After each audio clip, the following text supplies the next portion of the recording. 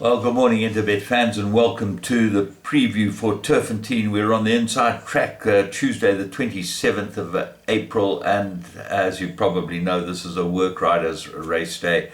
And as a result, form should work out, but there's some very competitive races here anyway. We've tried to dissect them and see what we can give you. 21 pentrometer. 9.5 false rail at the 500 meter mark, which means that the outside draw is not going to be that easy, but certainly well worth having a close look at this card. Let's look at race one, which is maiden plate, and they go 1,000 meters here.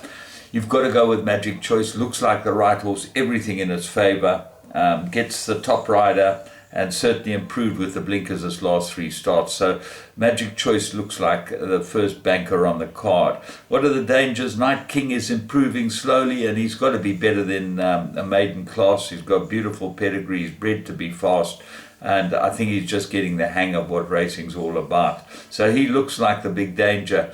They Don't Know Me. It showed pace and certainly got to have some sort of chance. They Don't Know Me, number 4, and I'd make him the best roughie in the race with number 10, Piccalilli, maybe filling the back end of quartets. Race 2, maiden plate, fillies and mares, they go 1,000 meters, and here I like It's Raining Men. She showed a lot of pace first time out, and this looks like a perfect race for her.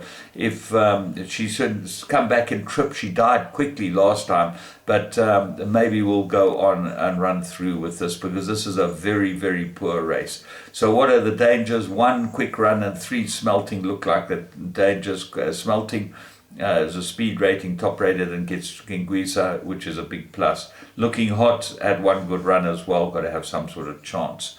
But race 3, maiden plate, and they go 2,600 meters. And here I think, well, I'm not sure why the blinkers have been put on Mike the Cox filly Masakin, because she's been running on and she's just looked like she just needs this type of trip. The 2,000, just even that seems too sharp for her. Anyway, she gets the blinkers. If they make her pick it up, she'll win. She's the right horse, because she does hold number 10, Munabada, which is a Robbie Sage runner. Robbie Sage, very good trainer of stayers. He's a very good trainer, actually, Robbie Sage, but this definitely looks like an improver, but not sure if it's good enough to beat Masaken, and Masaken does look like the right one. So what else for the back end for the places? 1 break free, St. John Gray's runner. I looked for the blinkers, I think will improve this horse, and then 2 Royal Mazarin, Tony Nassif's runner. Always look closely at Tony Nassif's runners, could run well. And Understated, number 4, back end of quartet, certainly worth putting in. So they look like the ones that you've got to put in.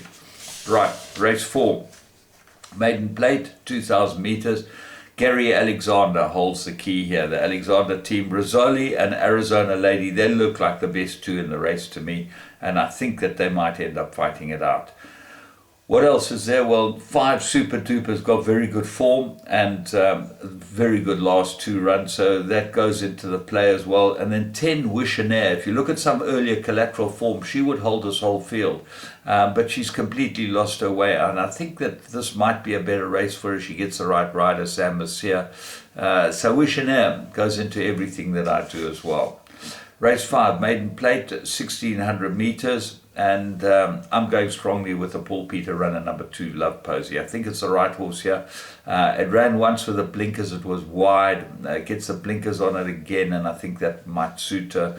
And the 1,600 looks absolutely perfect for her. What are the dangers? Well, Zulu Warcry, improved last run, looks like a big improver. Amber Light, got some form. Just Magic, definitely looks like an improver, and improved with pacifiers. And Fascinada, got to have some sort of chance. Love Posey's for me though. Race 6, maiden plate, and they go 1,600 meters.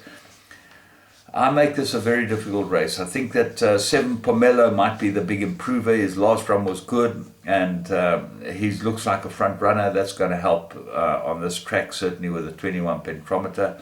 Nitro Girl gets blinkers. She's shown glimpses of being better than her form. That's number 8. She goes into everything. Star Effects got some form, head of the speed rating. Rainy Season, very good last run. 3rd after a rest. Lots to like about rainy season. Expect her to be in the shake-up as well. And what was the other number here? Curfew, one good run as well, so that's got to go in as well. It's a tough race. Might be worth just taking the field in this race, because even Brave Jackson got some sort of chance. So Pomelo or the field. Race 7. This is the maiden fillies and mares 1450, 3-cornered contest. Matchett holds the key. Paul Matchett, 1 Fort Snow and 3 Sheltering Sky. Very little between the two of them on collateral form. And then Rose Willow goes into everything, because I think she's got the best form in the race. And Donovan Cooper gets a chance to be able to win on her. He did ride her before, so he knows the mare, the filly, Rose Willow, and expect a good run from Rose Willow. Cosmic Ray might be the big improver. The rest don't look like they're at the races. Race 8, we got Maiden Plate, and they go 1450. West Coast Lover looks like a banker here to me. I think it's the right horse. It gets a good rider and holds 2, but it went to KwaZulu-Natal, and look, that wasn't a bad run. About a hot favourite. I think this might be the absolute perfect race for it. Raed looks like it's ready, number 2, and Valencia looks like a big improver as well. So all in all, very interesting days racing at Turffontein, and the work riders get a chance to show their wares, and they ride well. I really think there's the most incredible program that racing has done. In fact, in the last 25 years since this was started, it has been one of the major plays in keeping racing where it is, because there's nothing better than giving these guys a chance. They work extremely hard at getting horses ready. They get paid jockeys' fees, they get their share of the stake checks, and they deserve every penny of it, and certainly a nice prize that they're racing for.